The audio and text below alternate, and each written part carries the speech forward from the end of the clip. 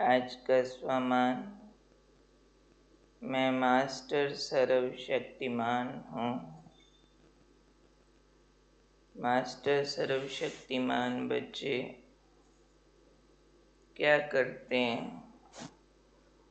विशेष उनका कार्य बाबा ने बताया, वो है मनसा द्वारा शक्तियों का दान करना। क्योंकि जो बच्चे मनसा द्वारा शक्तियों का दान करते हैं,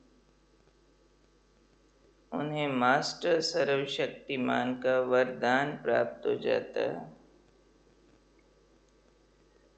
क्योंकि मनसा द्वारा शक्तियों का दान करने से संकल्प में इतनी शक्ति जमा हो जाती है जो हर संकल्प की सिद्धि प्राप्त हो जाती है।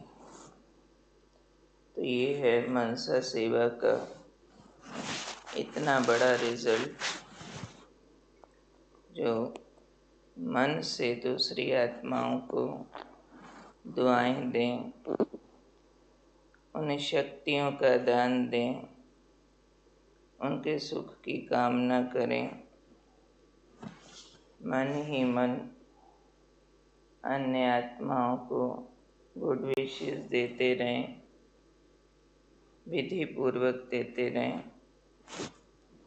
सिर्फ जिन्हें पसंद करते हैं या जिनसे रिश्ता उनको नहीं, सबको। तो ऐसे बच्चे जो मन से शक्तियों का दान करेंगे,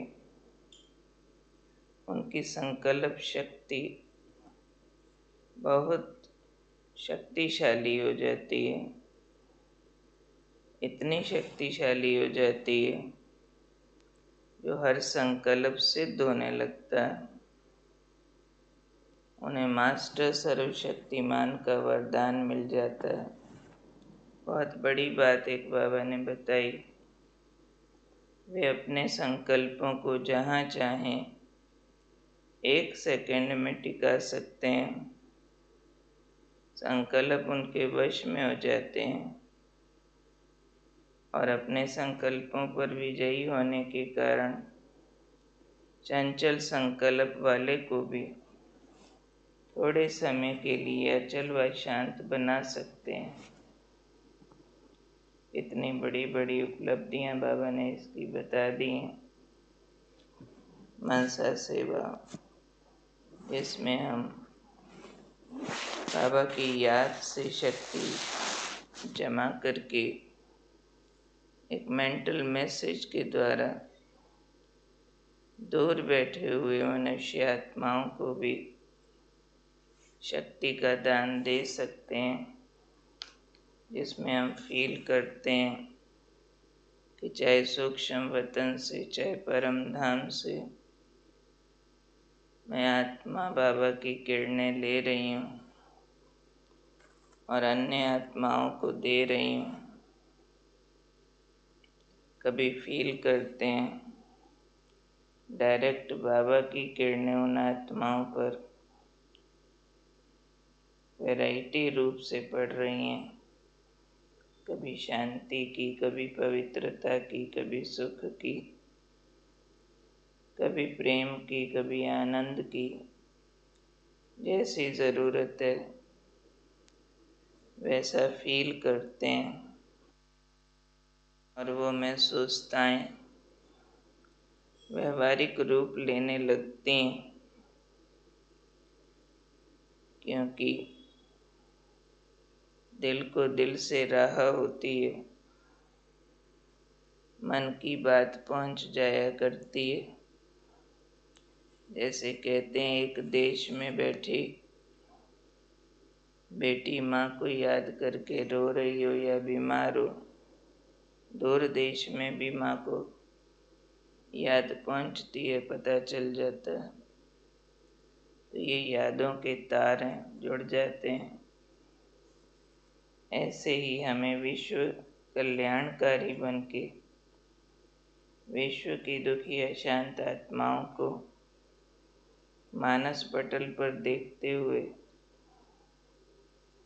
उनके प्रति दुआएं करनी होती हैं। उनके लिए पर्पसली महसूस करना होता है। इनकी शांति बढ़ती जा रही है, इनकी पवित्रता बढ़ती जा रही है, इनके अंदर शक्ति आ रही है, इनके दुख दर्द समाप्त होके ये आत्माएं सुख स्वरूप हो रही हैं। इनका तमोगुण समाप्त हो रहा है, ये सतोगुणी बन रही हैं। ऐसे दृश्य भी साथ साथ देखते जाते हैं। कभी अपने पूज्य स्वरूप में स्थित होकर महसूस करते हैं कि मैं मंदिरों में पूज्य स्वरूप वाली मूर्ति अपने भक्तों की मुरादें पूरी कर रही हूँ, उन्हें शक्तियों का दान दे रही हूँ। कभी सामने आए हुए मनुष्य आत्माओं को दुआएं देना, ये आदत बना लेनी चाहिए। जो मेरे सामने है या मेरे स्मृति पटल पर है, मेरे विजन में है, सब के लिए गुड विशेस, दुआएं, शक्तियों का दान, मनसा सेवा करना, तो बाबा ने कहा संकल्प शक्ति जमा हो जाएगी और मास्टर सर्वशक्तिमान बन जाएंगे। हर संकल्प को सिद्धि प्राप्त हो जाएगी। फिर आप अपने संकल्प को जहाँ लगाना चाहेंगे 1 सेकंड में एकाग्र हो जाएंगे, एकाग्रता बढ़ जाएगी, संकल्प वश में हो जाएंगे।